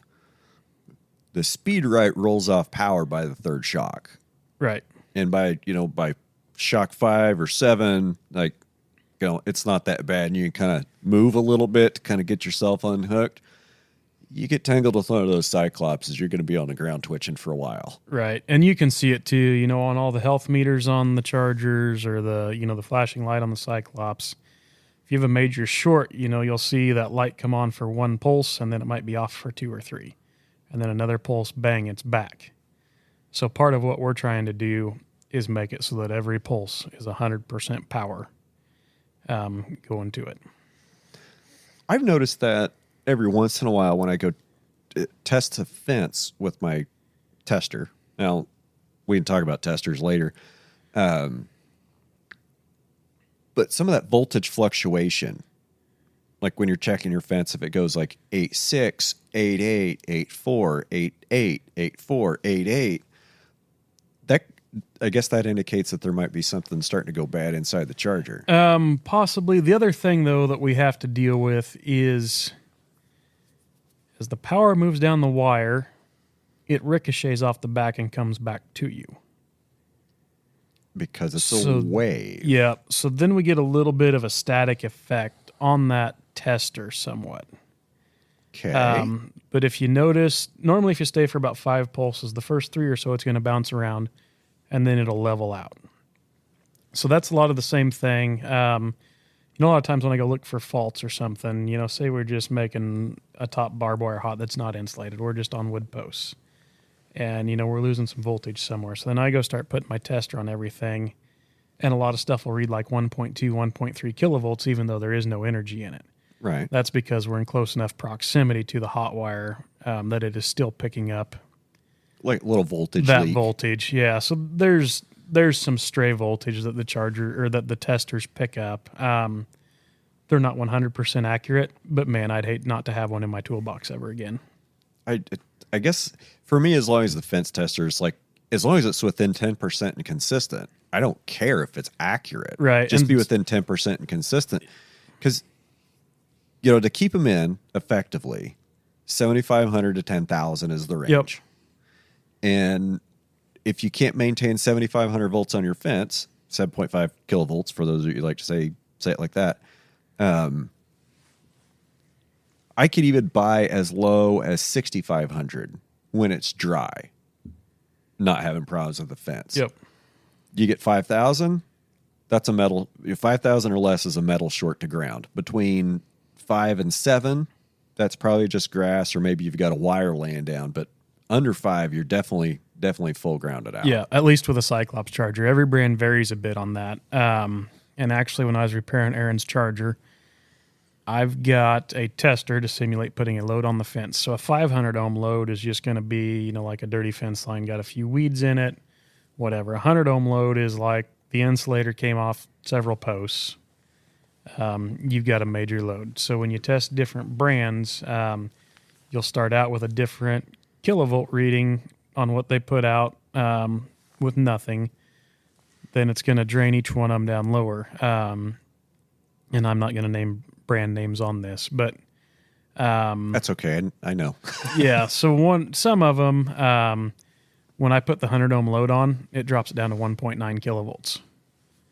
Some of them stay up at 5, like you were talking about. So a lot of that depends on the brand. So that's when we start looking at the amp draw on the fence tester. Of how much the charger's pulling out of the battery. No, the amp draw on your fence. So you're reading Okay. your other reading on the fault finder there. You're going to have kilovolts and amps. So the kilovolts is the current in the fence. The amps, it's showing your amp draw to the ground system, basically. So how big of a short do you have? My general rule of thumb for customers is as close to 10 on the KV and under 10 on the amps. So kind of over and under is my general rule of thumb there, and I tell them all it's going to depend on the size of charger. It's going to depend on your fence. It's going to depend on, insulators or whatever your system looks like. But that's a very good, rule of thumb to stick to and adapt from there as you gain time and experience with your fence tester. Something I don't always understand with electric fence. Okay, there's a lot of shit I don't understand, especially when it comes to electrics. Is I'll go check my voltage right at the Energizer, and it'll be, say, 10,000. Like, that's great. And then I'll go a mile and a half away and check the end of the run, and it'll be like 13.2. Yeah, that's that bounce back off the end that I was talking about. Okay. Yep. And you'll see too, sometimes if you've got a short on the fence, or I shouldn't say a short, but heavy weed load, say in the middle or something. Test it by the charger, you're going to be at 10. You might be at 8 in the middle, and you could still be at 12 on the end opposite the charger. So they will do crazy things like that. And the fault finders are a very good tool. Sometimes they make more questions because we don't understand all of that, and it doesn't say it in the manual. Not that any of us would read the manual anyways. They come with a manual. Right, yeah. I was like, I don't have one yet. I'm still a little handheld, wireless one. You're still licking your fingers and touching it? Or a claw hammer on a T-post. And you just gauge by how big the spark is. Yeah, it's hot enough. Or Yep. I got a short somewhere. Yeah. So what I tell a lot of people, in those instances, they make a lot of questions. but it's a tool that we know we've got a guideline. So use it for what it's worth, and I'd hate to be without one still. So There's nothing wrong with using a fault finder and only looking at the voltage, because there's plenty of guys that use a claw hammer and never pull a nail. right. You know, and like right now, we have a heavier weed load than we have ever had on a fence before. So my fence voltage is lower than normal. And we've got some that are down to 4.8, 5.0 right in there. And I've been up and down the fence several times, and we don't have, any major shorts other than weed draw. I'm glad to hear you say that, because I've done nothing but fight low voltage on fence for the last 3 weeks. Yep. And finally, I was like, you know what? Screw it. The cows have grass over their backs.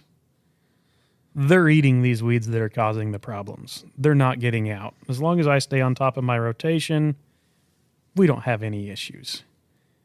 All it is for me is that I can see that number that says it's really not high enough, but we're not having any management issues.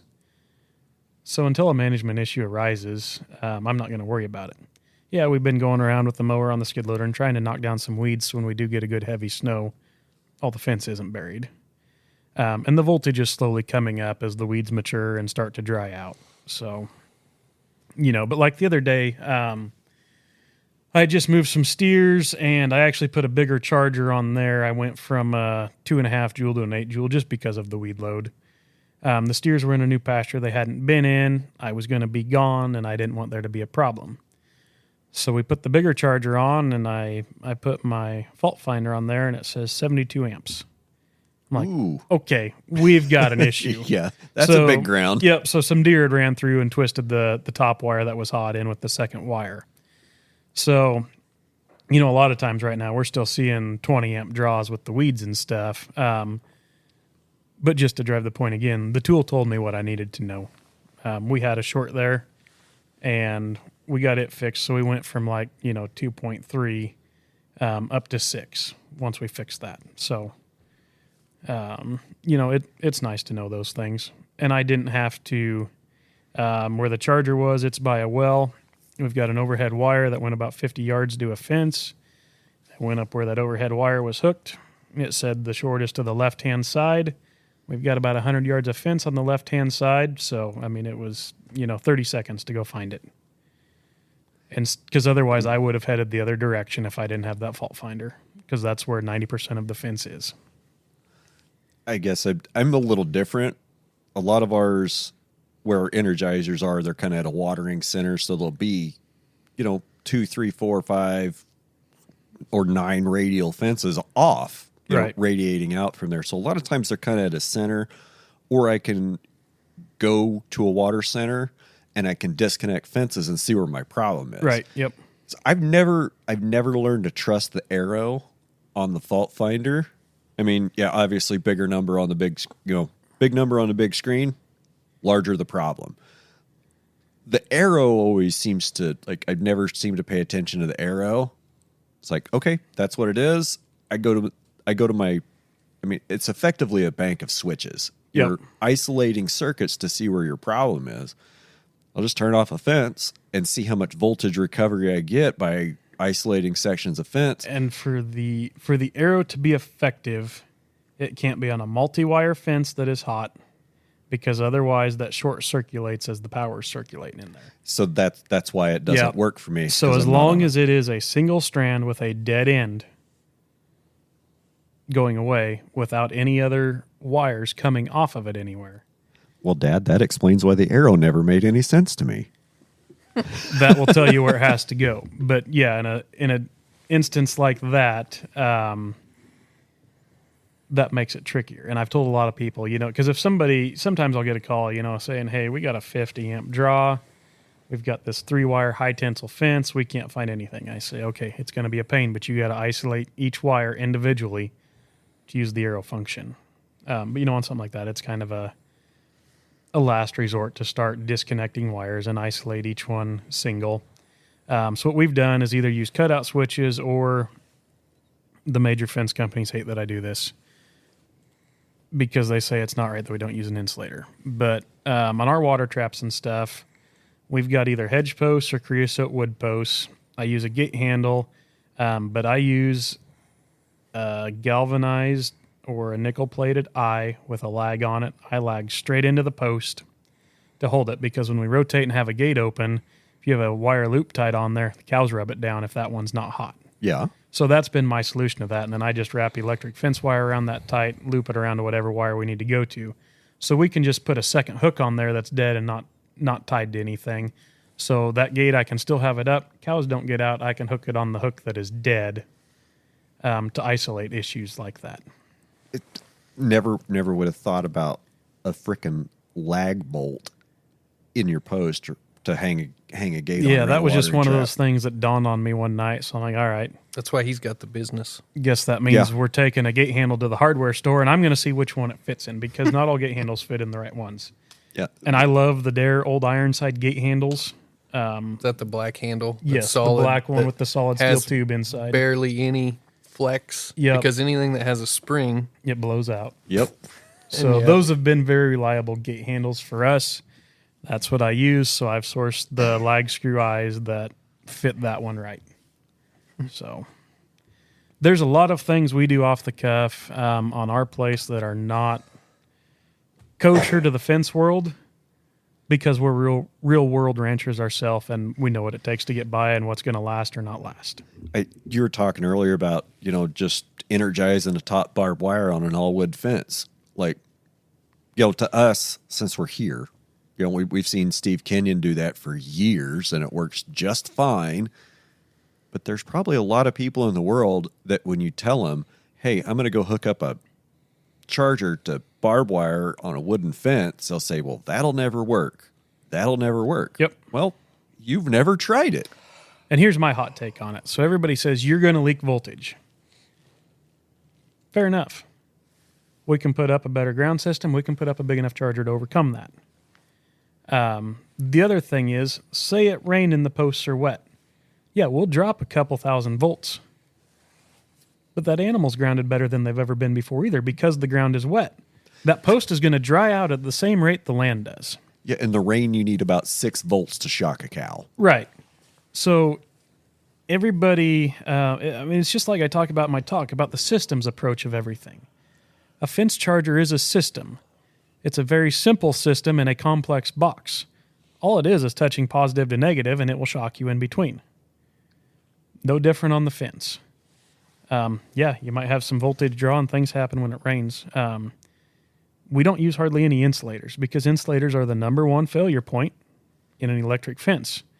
We try to use a non-conductive post, tie a wire straight around it. Even in all of our cross fences, they are single wire high tensile with fiberglass posts. We have wood corner posts. I take 2 wraps with the high tensile wire. I tie straight to it. We go on. I've only had one wood post in the almost 14 years I've been home be a dead short. Yep. And it's in an old buffalo wallow, and it holds water for a long time. And when you go to find the first time, only time I found the dead short, like charger says hot to here, dead on the other side. Go up to the post, put my hand on the post, wham, Yep. And I've seen those Like- too. I mean, we had pull the staple, fix the problem. Yeah, we had a couple that did that too, and I'd used a railroad tie as a corner post one day, and it was one of them that had metal, kind of an S-shaped metal pounded into the end to hold the post together. Mm-hmm. Well, we presented ourselves with a problem there. One of the other common misconceptions too is that you talk about a barbed wire fence. Well, we're down here in T-post country right now. Yes. So people say, well, I'm just going to hook onto the second or third wire for my ground then, because that'll ground the fence out if there's not an insulator on the T-post. Well, the problem with that is every post either has good paint or rust on the bottom. There is no in between, and both of those are an insulator to a good ground. Yes, it is effective enough to ground out your fence, but as far as having the grounding capacity you need to run a charger, it's not going to cut it. 100%. One thing that I have found that's excellent for grounding, if you've got a power line running by, at least down here, every other power pole Has a ground. has copper wire going all the way from the top all the way to the bottom of the post. And it's not just a wire that goes to the bottom of the post and stops. It's coiled and everything. Coiled It's around. coiled underneath. You want to talk about a good ground. Yep. My only word of caution for you on that ground, I've had a couple chargers come in that were grounded that way. I don't do that with my good ones. Yep. When that ground wire does its job is to take the lightning voltage to the ground. Yep. So if you're grounded on the post that takes the lightning voltage, you may bring your charger back to me in a 5-gallon bucket full of pieces, or the case may be melted or whatever. Where I do that, it's a charger. It's a farm store charger Yep. with a solar panel and a battery in a toolbox. Like it's one of the ones I put together, and if I had to go replace it, it'd probably just be a Yep. few bucks And at the farm store. We've done it before. One thing that I have started doing to try and get away from that, because like with the Cyclops, just any little static shock will make you blow a fuse then from that. Yeah. So I try and put a ground rod in because that's where my power source is at the pole. So even if I can just put a ground rod in 10 feet away from that pole, we're still talking the same energy field for the ground, but that 10 feet is enough that when the lightning hits, it shouldn't harm the charger. We should just blow the fuse and the charger will be safe. Had a buddy that was grounding a plug-in 100-mile Dare, 6-joule charger to a power pole on, like on a Monday. On Thursday, the phone company shows up at his house and is like, "Is that your charger?" "Yeah." "Why?" He's like, "Whatever day you plug that in, nobody south of here has phone service." And it was causing interference to where he could put his deal in the fiber octave and listen. And you unplug the charger, and the signal is going through, and you plug it in, and you're... So they made him put a ground rod. They're like, "Don't ground to that pole." And there was something fishy in that pole. They're getting feedback, and that's where you were talking earlier. Like, I don't understand everything about it, even though it's simple. There's still times you're like, I don't understand. And we've seen a lot of grounding feedback on fence chargers too. Even there's some of them that even if you have a battery charger and you touch that negative post on the battery, you can get a little bit of a shock. Sometimes my ground rod will show that it's every bar hot. And I'm like, I don't have enough ground, or I'm too close. Yeah, either you don't have enough ground or you've got a big enough amp draw on the fence that's returning it to the ground system. Because that's always a surprise when you're like pulling apart the weeds and you hit the ground rod and you get nailed. And like, yeah, and one thing, talking about ground rods, so my business partner came up with an idea. So we just made a new ground rod that I think is going to be pretty handy for a lot of people, because there are a lot of people that are moving chargers frequently, putting ground rods in on rented ground or something you may not have long term, and they are not fun to pull out of the ground once you put them in. So we've got a new stainless steel ground rod with a drill bit TIG welded onto the end of it. Okay. And that bit, it's about a 3/4 inch bit. So you put it on your cordless drill and you run, these are 4.5 foot rod. Is it more like an auger to pull it into the ground or a screw to make a hole? It does both. It's kind of more of an auger to pull it in the ground. It goes in the ground pretty easy, but then you can reverse it to run it back out. So there's no pounding, any of that. We've got the top of it threaded with a kind of a star knob with a nut. So there's a jam nut on there, 2 washers to wrap your wire around, sandwich in between 2 washers, tighten that down. And all of that's down below where your drill is, where your drill chucks onto the top. So there's no issues there. One thing about it, so a lot of people either use the galvanized rods or the copper rods. There's a great debate between the two of them, which is better. I don't care. Just use them. They're all better than a rod post. The debate is how long they last before they corrode out. Right. And like it's not a problem. So don't worry about it. No. Just go put the damn rod in the ground. So one thing about the stainless steel is we've got the instruments to test what we need to on the ground rod to see if they're doing their job. The thing I like about stainless steel is, you go buy a copper rod, you've just got a couple mils of copper on the outside of that steel rod. Mm-hmm. So if you nick it or something and get rust started, it can corrode through there over time and, whatever. Personally, I've never had a ground rod go bad. That's been in long enough that I've noticed a difference. I don't think any of ours have gone bad. There's probably some that he put in, 25 years ago. Yeah. Now, granted, you get into some nastier soil, higher water, content in the soil or something, maybe you'll see some of those. They just go beat another one in 6 feet away. Yeah, but what I'm getting to on the stainless steel one is we're using a solid stainless steel rod. So if you do get any corrosion or anything on the outside, just take a flap disc or a wire brush, blow it off, and it's solid stainless steel underneath there. It's not like a galvanized or copper rod where you're going to wear that coating off. Right.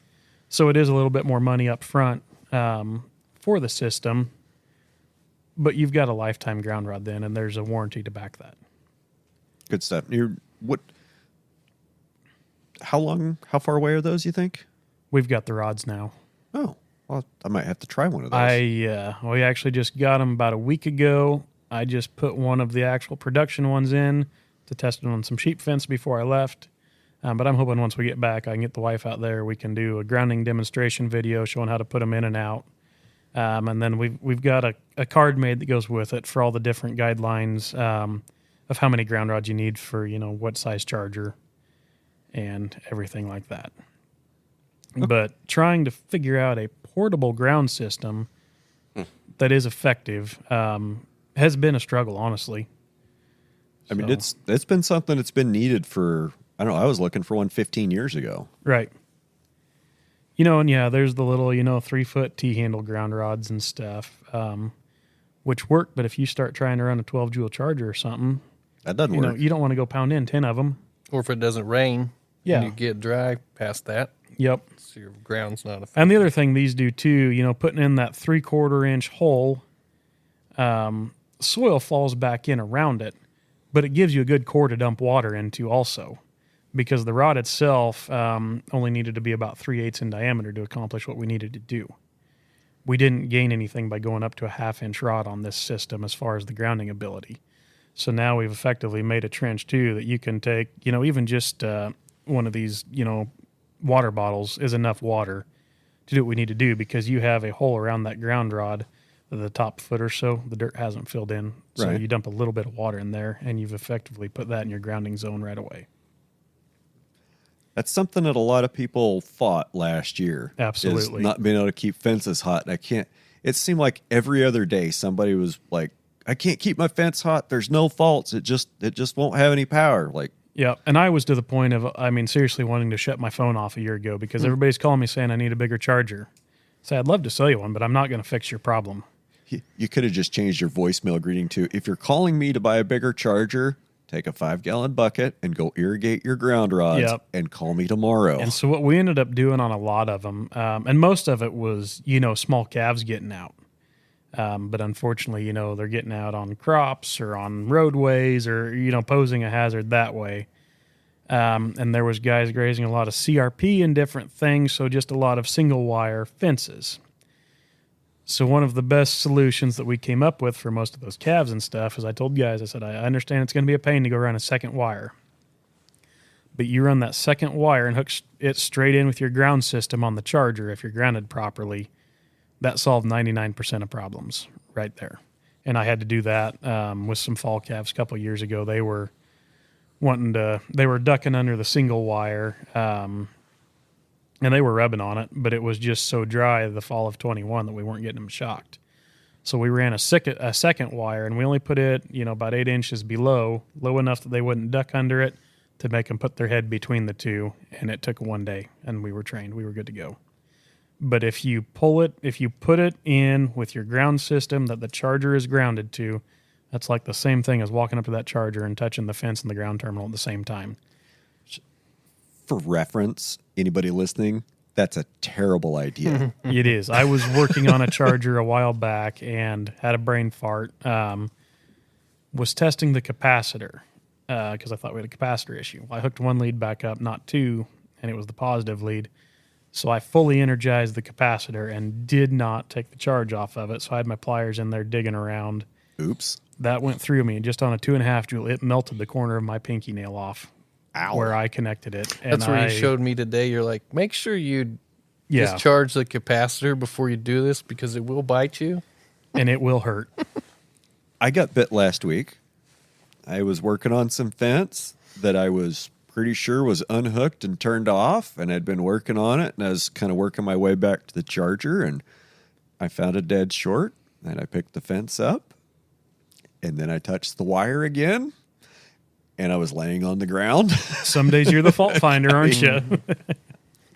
13.5 out of a 5-joule Cyclops will definitely wake you up. Yep.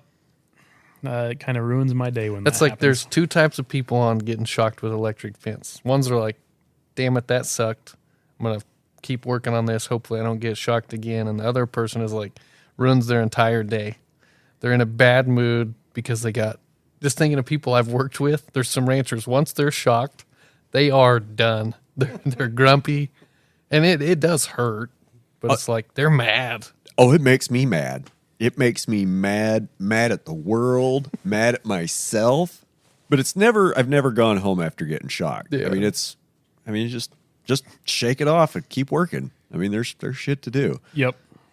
So, well, I don't want to keep you all day. I love the conversation. So why don't you talk a little bit? Tell us why you started Livewire and what Livewire LLC is all about. So Livewire, it was a completely accidental business, honestly.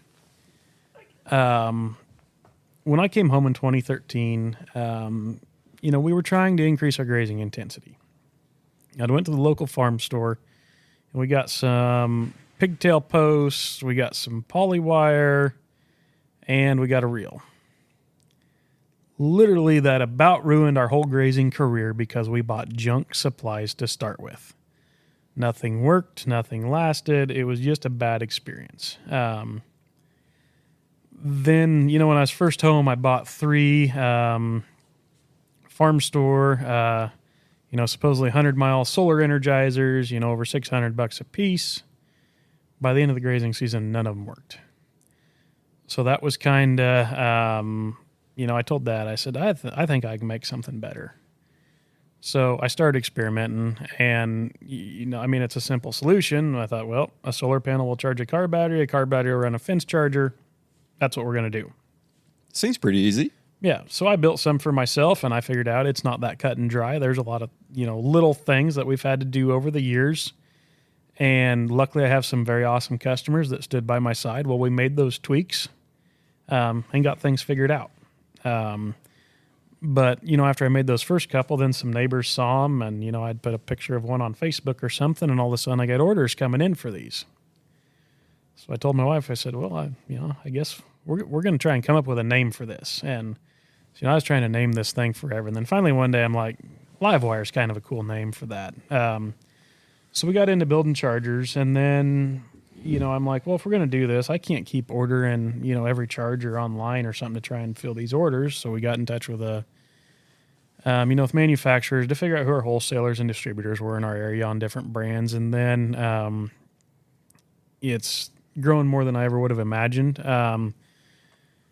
But since that, just my passion for grazing, and now I've got a passion for the equipment to do it, because that was our biggest hurdle, was finding the stuff that was worth using and worth spending money on. A lot of reps are pretty upset with me from the different companies because, I love a Gallagher geared reel with PowerFlex poly wire and a Zammer handle from SpeedRide on it. That's kind of a winning setup. Right. The reps from the different companies don't want to see that, though, because that's not all their product. No, Gallagher wants turbo wire, and then they want that stupid orange curly Q handle they've got. That doesn't do anything. Yeah. It doesn't do anything. I keep those in the back of the side-by-side to grab a wire if I need to, for just a handle to grab a hot wire or something. So that doesn't please a lot of reps, but I told them, I said, come out with something better. I'll put all yours on it. That's my challenge to you. Let's advance this. Let's figure it out. Make an equivalent product, and I'll sell it. Right. So, and we've had that argument with chargers on different ones and different things. So, we've sent ideas to companies to try and change things, and they say, well, our mold's made for this. All right, that's fine, or we don't want to do that. And I said, okay. That doesn't bother me, but if it's something I think there's a need for, we're going to start making it. Because that is pretty much my passion in life now, is grazing and the equipment to do it right, because there's too much native rangeland disappearing every day from housing, urban sprawl, being tilled under for farmland. Trees. Poor grazing management destroys a lot of native rangeland. Yes, 100%. So there's a lot of things like that it's my goal to make it easy and affordable to graze for people so we can get things turned around and be a little bit more effective and efficient on what we're doing. Well, for one, I was there 10 years ago. I know what it was like trying to find stuff. Like 10 years ago, there wasn't Gallagher geared reels. No, there wasn't.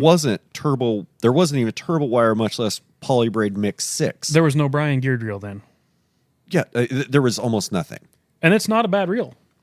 There's been some improvements that have been made that I prefer. So, and posts, like even posts 10 years ago were very hard to get. And just where we've come from 2013 to 2023 with the supplies that are available, with whether you're a ring top guy or you're a pigtail guy or you're an O'Brien's post guy, we didn't have those 10 years ago. We've all got them now, and they're so good. And I really appreciate what you've done by creating Livewire LLC, and it's a great resource for a lot of us to be able to go and get the things that we need, the equipment that we've all been looking for so long, all in one place. Yeah, and it's, I'm more than willing to talk to anybody too about their specific situation and what products might work there. There's times people call me and I'll tell them, I said, I don't have the product you need. You need to talk to these people or whatever. I'm just humbled that people call me. I don't need to make every sale. I'm more than happy to educate somebody for the greater good to benefit everybody. But yeah, and we're always open to suggestions on new products. We're working on a few things to get rolling. I'm always open to, if there's somebody in your area that is awesome to do business with, we'd love to get them, set up so we can have our product local to you. And that way you don't have to call me when I might be 19 hours away to get that product. So I think the gates are going to open with a lot of opportunity coming up here to service a greater area than we are now. Awesome. So your company is Livewire LLC. Yep. Where can we find you? Livewire Fence Supply on Facebook, or Jacob Miller. You can friend me too. I post a lot of our grazing stuff on there. I'm on Twitter. I'm at Livewire Fence. And then I'm going to make us commit to this now by saying this. But, my friends at home and my wife joke, and they call me Mr. Livewire, just because I'm always wearing a Livewire hat, or wherever I go, I'm Mr. Livewire. So we've been thinking pretty hard, too, about maybe making a Instagram handle as Mr. Livewire or something, and then doing some more educational stuff, just as far as how I use these products in my everyday, what economic benefit they have to us, how they've made our life easier, and not even about the products, but just, what kind of a sheep wreck are we having today? Why are we grazing this? What are we supplementing with? Whatever. So maybe going to try and do a little bit more education along with things in the future here. I think Mr. Livewire is a superhero costume. We could make that happen. I think Mr. Livewire is your superhero alter ego, and he has to have a costume. Yeah, I'm going to have to work on that. My vertical is about 1.27 inches. So if we're actually going to get the cape flying, we might need some motor power behind it or something. Oh, no capes. No capes. No All right, capes. perfect. Capes get caught on stuff. They get, dragged into rotating machinery. Not all heroes wear capes. Huh? Not all heroes wear capes. Awesome. All right. Anything else? Thanks for having us. And thanks to Comanche Pool for having me come down. Always fun when I can go see some new country that I haven't seen before, meet new faces, and hopefully educate one person, maybe two. That'd be awesome. I think you might have got 2 today. Hopefully you got 1 or 2 yesterday, and, that's 4 more people that might make a difference. Yeah, it's always cool. Like I just had a Snapchat a little bit ago. Customer at home, his son's going to school at Alva. Didn't know he was down there. So it's always neat when you're able to drive down the road to go to places. You see your charger sitting on the side of the road. You get feedback to home before you get back. That's always just a humbling feeling to know that you are starting to make a difference and can help somebody out. So. Well, very cool. I'm glad you came down, and maybe next time we'll be able to kidnap you and take you about 35 miles to the east and show you our place. Yeah, we're going to do a ranch tour one of these days. Oh, you got to see some pretty good country over here on Aaron's farm. Yep. Aaron's a pretty good guy. He knows what he's doing. Oh, yeah. I just know I don't know as much as I think I know. Every day I learn more. So I'm enjoying getting educated daily.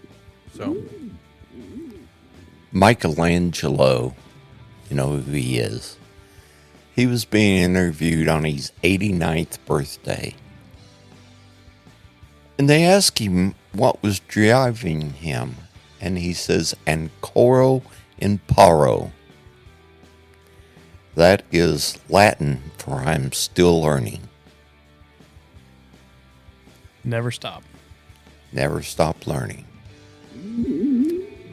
I can't beat that, so we're just going to go. Have a good week, guys. If you enjoyed this episode, don't forget to like, share, and subscribe to our podcast. We'd also love to hear your thoughts, so leave us a review if you haven't already. And don't forget to check out the Q&A and the polls on Spotify. Your support helps us bring more enlightening conversations and fresh stories from the world of farming and ranching. Thank you for listening to Ranching Reboot, your favorite regenerative ag podcast.